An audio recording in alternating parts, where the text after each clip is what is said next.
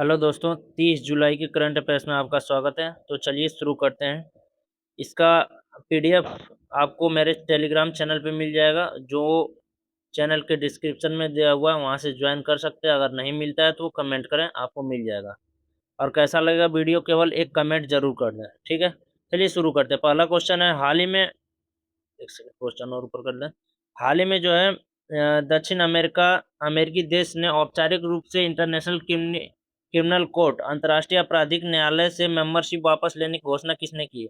तो ये घोषणा की है वेनेजुला ने। वेनेजुला का कहना है कि जो है ये इंटरनेशनल क्रिमिनल कोर्ट है, वह जो है ये मध्य अमेरिकी देशों के साथ जो है पक्षपात करता है। तो इसलिए उन्होंने कहा कि मैं इससे अपना सदस्यता वापस लूंगा। इसके लिए वापस लेने के लिए कौन सा एग्रीमेंट होता है, तो उसको कहते हैं एस रोम रोम स्टैच्यूट। ठीक है, रोम स्टैच्यूट एग्रीमेंट कहते हैं। उसके तहत जो है सदस्यता वापस ली जाती है। सदस्यता वापस लेने का समय जो है 1 वर्ष होता है। 1 वर्ष में जो है सदस्यता ये वापस लिया जाता है। सदस्यता वापस लेने में समय 1 वर्ष लगता है, ठीक है। वेनेजुला की बात करें तो ये बहुत ही अभी फेमस नाम में है, क्योंकि यहाँ पे ऑपरेशन एब्सोल्यूट रिजॉल्व के तहत जो वहाँ के राष्ट्रपति निकोलस मादुरो को जो है वहाँ से जो है गिरफ्तार किया गया। और उसके जगह पर जो है अभी अंतरिम राष्ट्रपति के रूप में अभी अंतरिम डेल्सी रोड्रिगेज को बनाया गया अंतरिम राष्ट्रपति के रूप में। इससे पहले बात करें इंटरनेशनल क्रिमिनल कोर्ट से सदस्यता वापस लेने के लिए कौन से देश ने अप्लाई कर चुका है? तो अफ्रीका के चाड हो गया, नाइजर हो गया, माली, बुर्किना फासो, ये सब जो है देश जो है अप्लाई किया है, और ये वह सदस्यता वापस लेगी। बुर्किना फासो, इसकी बात करें तो आप जानते हैं इसमें जो है प्रधान मध्य रेखा प्रधान मध्य रेखा वहाँ यहीं से होकर गुजरती है। प्रधान मध्य रेखा 7 देशों से होकर गुजरती है, जिसमें से जो है एक बुर्किना फासो भी आता है, ठीक है। अब बात करें कि वेनेजुला से रिलेटेड और बातें हम बता दें। इसकी राजधानी कहाँ पे? कराकस। इसकी मुद्रा जो है बोलीवर है। और इसमें जो है भारत हाल ही में वेनेजुला में जो है भूकंप आया था, तो वहाँ पे भारत ने चलाया था ऑपरेशन अमिस्ताद, जिसमें अमिस्ताद का मतलब होता है दोस्ती, ठीक है।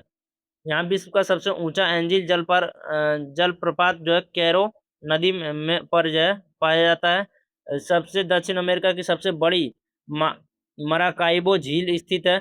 यहाँ जो है घास का मैदान को कहते हैं लानोज। और विश्व का पहला देश है जिसका जो है सभी ग्लेशियर पिघल चुके हैं। तो ये टोटल इंफॉर्मेशन था।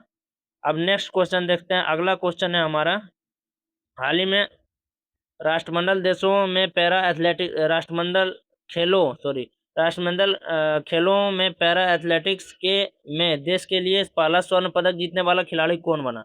तो पैरा एथलेटिक्स की बात कर रहा है। अभी स्वर्ण पदक जीता गया है, लेकिन ये पैरा एथलेटिक्स में है, तो ये देखते हैं कौन है। तो ये है हमारे शर्मिला धनखड़ जी, जो कि अभी पैरा एथलेटिक्स में स्वर्ण पदक जीता है, ठीक है। बात करें कि ये कहाँ पे आयोजन हुआ, तो ग्लासगो स्कॉटलैंड में ये आयोजित हुआ। राष्ट्रमंडल खेल 2026।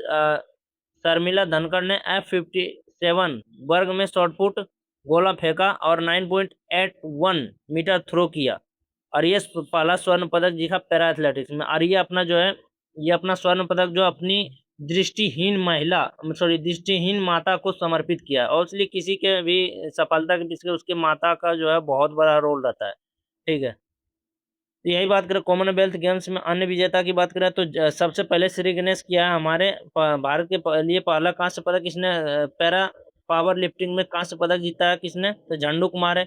मीराबाई चानू जो है पहला स्वर्ण पदक जीते हैं भारोत्तोलन में। यह राष्ट्रमंडल लगातार तीसरी बार इन्होंने स्वर्ण पदक जीत चुका है। गुलवीर सिंह 10,000 मीटर दौड़ में रजत पदक जीता है। हरविंदर कौर भारोत्तोलन में 69 किलोग्राम मतलब भारोत्तोलन उठाया और रजत पदक जीता उसने।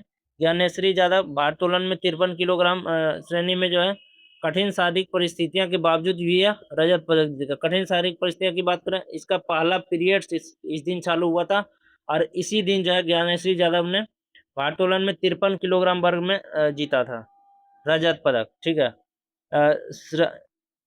ऋषिकांता सिंह भारोत्तोलन में जो है 60 किलोग्राम श्रेणी में जो है रजत पदक जीता है सर्वेश कुसारे, ऊंची कूद में जो है रजत पदक जीता है। राजा मुथुपुंडी जो है भारोत्तोलन में रजत पदक जीता है। तो ये टोटल जो है पैरा कॉमनवेल्थ गेम्स का पूरा मैंने लिस्ट कर दिया है, आप देख सकते हैं। नेक्स्ट क्वेश्चन है, ट्रैक्सन की रिपोर्ट के अनुसार भारत के किस निजी अंतर्राष्ट्रीय स्टार्टअप ने सर्वाधिक स्पेस स्टार्टअप फंडिंग हासिल किया?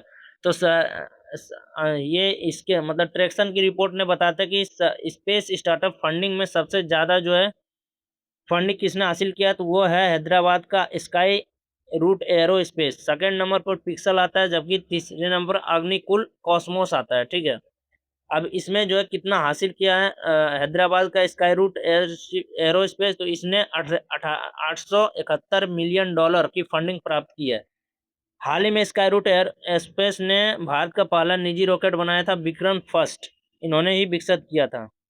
अगर बात करें कि ये स्पेस स्टार्टअप फंडिंग में शहर में सबसे एक नंबर पे कौन आया है, तो ये बेंगलुरु सबसे एक नंबर पे है, जो सबसे ज़्यादा फंडिंग प्राप्त किया है। ठीक है, नेक्स्ट क्वेश्चन की बात करें। नेक्स्ट क्वेश्चन है, हाल ही में केंद्र सरकार ने आरबीआई की कौन सी मुद्रा के पॉलीमर बैंक नोट जारी करने की मंजूरी दे दी?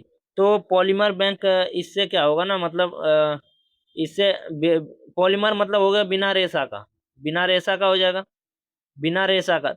आप जानते हैं अगर रेशा रेशा कहाँ से बनता है, वो कॉटन से, और कॉटन कहाँ से करते हैं, पौधे से। तो हमें मतलब गाछ को नहीं काटना पड़ेगा वगैरह, इसी से जो है शुद्ध ये, और ये टिकाऊ है, ऐसा नहीं है प्लास्टिक ये कागज जैसा है पानी में गल जाएगा, वैसा कुछ नहीं है। पॉलीमर बैंक ये ट्रायल अभी चल रहा है इसका, जो है पॉलीमर नोट का अभी ट्रायल चल रहा है, अभी आया ना, वो भी 10 और 20 के नोट के साथ जो है ट्रायल चल रहा है। बात करें यह अभी कितना छपेगा, तो 1-1 अरब पॉलीमर बैंक नोट पर ट्रायल के तौर पर जारी होगी। और यह जो है, तो क्या 10 और 20 का नोट गायब हो जाएगा? नहीं, उसी के साथ ये चलेगा, उसी के साथ ये भी चलेगा, बिना रेशे का होगा, फेवरस लेस होगा। ठीक है, यह मतलब जल रोधी, यानी कि जल से ये पिघलना अत्यधिक टिकाऊ ये होता है। ठीक है, अब देखते हैं कागज फट उठ जाता है, ये वैसा कुछ नहीं होगा। एक टिकाऊ मुद्रा की ओर। अच्छा, बात करें कि क्या इससे पहले भी किसी देश ने ऐसा जारी किया है, तो हाँ, 1998 में सबसे पहले ऑस्ट्रेलिया ने पॉलीमर नोट लागू किए थे। बात करें कि भारत में जो है नोट छापने की मशीन कहाँ-कहाँ पे है, तो ये 4 जगह पे है। लेकिन आपको पूछेगा सबसे पहले कहाँ स्थापित हुआ था, सबसे पहले 1928 में इंडिया सिक्योरिटी प्रेस नासिक में स्थापित किया गया। अन्य जो है प्रेस जो है देवास जो कि मध्य प्रदेश में, मैसूर कर्नाटक में, और सालबोनी पश्चिम बंगाल, ये 4 जगह पे जो है नोट छपने की मशीन है, नोट प्रिंटिंग प्रेस है। ठीक है, तो 10 और 20 का जो है यहाँ पे पॉलीमर नोट छापने के एग्री कर दिया आरबीआई ने। नेक्स्ट क्वेश्चन की बात करें, हाल ही में किस पड़ोसी पड़ोसी देश के में भारत की पहली कमर्शियल व्यावसायिक मालगाड़ी पहुंची है? तो भारत की पहली कमर्शियल व्यावसायिक मालगाड़ी नेपाल पहुंची है, क्योंकि ने में भारत के जोगबनी बॉर्डर, भारत में बिहार से सटा जो है देश है हमारा नेपाल, सॉरी हाँ, बिहार से सटा देश हमारा क्या है, नेपाल। ठीक है, तो वहाँ से बिहार के जोगबनी बॉर्डर से पहले क्या होता ना, तो मालगाड़ी जाती थी जोगबनी बॉर्डर पे, वहाँ जो है तो वहाँ पे जो है मजदूर लगाना पड़ता था, और वहाँ से नेपाल के जो है ट्रेन पे डालना पड़ता था। इसके बीच में बहुत ज़्यादा पैसा लगता था, इसलिए भारत के वालों को ने मतलब ये भारत सरकार ने सोचा है कि दोनों को रेल को एक कर देते। दोनों मतलब रेल के पटरी को मिला दिया, और पटरी को मिलाने के बाद जो है भारत भारत में बिहार के जोगबनी बॉर्डर से नेपाल के विराटनगर तक जो है पहुँचेगी यह ट्रेन। इसमें 40 बोगी के ज़रिए 1225 टन कैनो कैन कैनोला कैनोला भेजा गया है। ठीक है, इसमें जो है क्या होगा ना, अनलोड रीलोड से समस्या से हट जाएगा, बार-बार लोड करने, जिससे लॉजिस्टिक लागत बचेगी और समय की बड़ी बचत होगी। तो ये भारत और नेपाल के बीच व्यावसायिक मालगाड़ी पहुँची है, पहली बार ये ऐसा हुआ है। ठीक है, नेक्स्ट क्वेश्चन देखते हैं। नेक्स्ट क्वेश्चन है हमारा, हाल ही में 29 जुलाई को अंतर्राष्ट्रीय बाघ दिवस 2026 मनाया गया। इस दिवस की घोषणा किस समिट के द्वारा किया गया था? ये जो है सेंट पीटर्सबर्ग सम्मेलन के द्वारा इस दिवस की घोषणा की गई थी। सबसे पहले जो है 29 जुलाई 2010 में सेंट पीटर्सबर्ग कहाँ पे है, रूस में सम्मेलन हुआ था। वहाँ पे एक घोषणा पत्र के तहत जो है 29 जुलाई को अंतर्राष्ट्रीय बाघ दिवस मनाने की मंजूरी दी गई। इसका लक्ष्य था क्या कि 2022 तक जो है जितने भी अभी जो है 2010 में जितने भी टाइगर थे, उसका उस समय लक्ष्य था 2022 तक जो है इसको दोगुना करना है। क्या करना है? दोगुना करना था इसका जो है दोगुना, ठीक है। ये इतना लक्ष्य बनाया था उस समय। बात करें भारत में बाघ संरक्षण की, तो सबसे ज़्यादा बाघ जो विश्व में कहाँ पाए थे? भारत में, ठीक है। 70% बाघ जो भारत में पाए जाते हैं, ठीक है। इसीलिए भारत में प्रोजेक्ट टाइगर के तहत प्रोजेक्ट टाइगर 1973 में शुरू किया गया, जबकि राष्ट्रीय बाघ संरक्षण प्राधिकरण NTCA 2005 में शुरू किया गया। मध्य प्रदेश को टाइगर स्टेट कहा जाता है, चीता स्टेट कहा जाता है। और बात करें अभी जो नवीनतम जो टाइगर रिजर्व है, वह सबसे नया जो टाइगर रिजर्व बना है वह 58वां tiger reserve Madhav tiger reserve Madhya Pradesh का है। 57 नंबर की बात करें रातापानी टाइगर रिजर्व है, जबकि बागनाका टाइगर रिजर्व जो है वह मध्य प्रदेश में है। ये 57वां है रातापानी, ठीक है। इंटरनेशनल बिग कैट अलायंस की बात करें तो यह 2023 में जो है भारत द्वारा शुरू किया गया था। 7 बड़ी बिल्लियों का इसमें जो है संरक्षण दिया जाता है।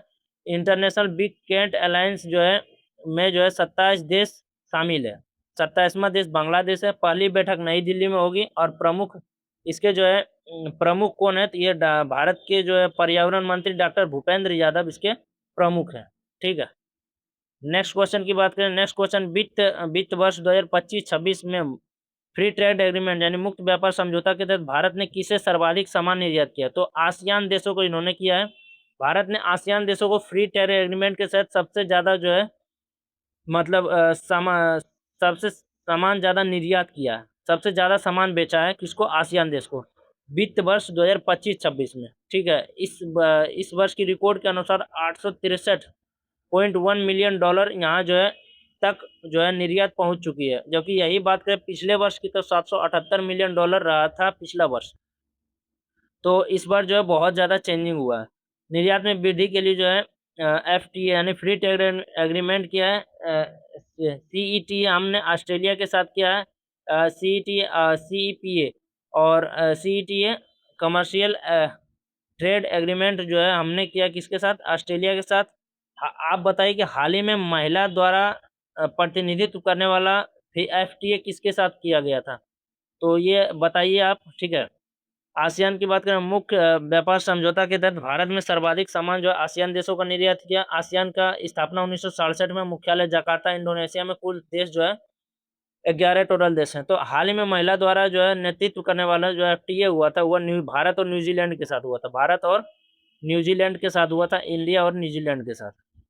नेक्स्ट क्वेश्चन की बात करें। नेक्स्ट क्वेश्चन है हमारा, हाल ही में भारत ने किस मान्यता एक सेकेंड हाँ, हाल ही में भारत की किस मान्यता प्राप्त ऊँट की नस्ल पर विलुप्त होने के गंभीर खतरा मंडराने की जानकारी दी गई?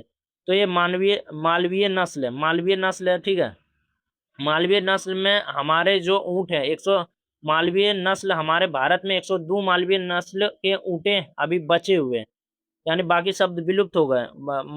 इसलिए इस पे जो है विलुप्त होने का खतरा गंभीर खतरा जो है मंडराने की जानकारी दी गई। हमारे भारत में 9 प्रकार के जो है नस्ल जो है 9 नस्ल की ऊँटें पाई जाती है, जिनमें से एक मालवीय नस्ल की ऊँटें हैं, जिसमें जो है 102 ऊँट अभी बचा हुआ है मालवीय नस्ल की ऊँटें। यह कैसा होता है? यह सफ़ेद होता है, आप देखे होंगे चराक जैसा होता है, सफ़ेद भूरे कलर का होता है, छोटा होता है कद में। इसका उपयोग माल ढोने के लिए और कृषि के लिए उपयोग किया जाता है। अन्य नस्ल की बात करें, खराई नस्ल बहुत ही मतलब फेमस नस्ल है। क्यों? क्योंकि यह एक उभयचर है। उभयचर मतलब कि दोनों जगह, मतलब ये ज़मीन पर भी चलता है, आप जानते हैं कि पानी में भी तैरते हुए देखे होंगे आप, पानी में भी ये तैरता है। तो ये ऊँट खराई नस्ल वाले ऊँट होते हैं, जो कि पाए जाते हैं गुजरात के रन में या गुजरात के कच्छ के एरिया में पाए जाते हैं, ठीक है। उभयचरी नस्ल है। बाकी अन्य भी नस्ल है, जैसे जैसलमेरी है व मेवाती भी अन्य नस्लें हैं। नेक्स्ट क्वेश्चन की बात करें। नेक्स्ट क्वेश्चन है हमारा, संत शिरोमणि गुरु रविदास महाराज के 650वीं जयंती के उपलक्ष्य में समरसत्ता संकल्प अभियान कहाँ शुरू किया? मध्य प्रदेश में शुरू किया गया है। संत शिरोमणि गुरु रविदास जी के 650वीं जयंती के अवसर पर यह जो 19 जुलाई से 20 फरवरी तक आयोजन किया गया। 5 चरणों में इस अभियान को शुरू किया जाएगा। शुरुआत जो है दीपोत्सव से इसका किया जाता है। इसका शुरुआत जो है इस संकल्प मतलब इस अभियान की शुरुआत दीपोत्सव से किया जाता है। गुरु रविदास जी की बात करें तो ये मध्यकालीन भक्ति आंदोलन में प्रमुख संत रहे। इसका जन्म स्थल जो है कहाँ पे जन्म हुआ था? वाराणसी में। सिख धर्म के पवित्र ग्रंथ गुरु ग्रंथ साहिब की इन्होंने रचना की है। किसने किया है?